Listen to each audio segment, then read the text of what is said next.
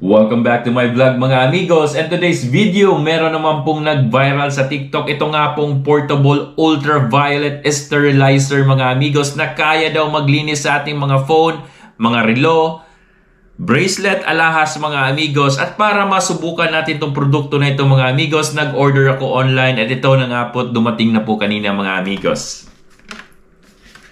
Ayan po, yan po yung UV ultraviolet mga amigos. Of course, susubukan natin kung gaano katotoo itong nagba-viral sa TikTok mga amigos.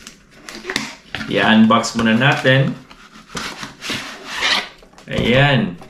Akala ko mga amigos maliit lang siya yung nakikita ko dun sa video or kahit dun sa app na binibilihan ko nito mga amigos. But malaki pala siya. Alright, susubukan natin. Ayan, bubuksan natin mga amigos. Yung laman niya is meron siyang cord which is yung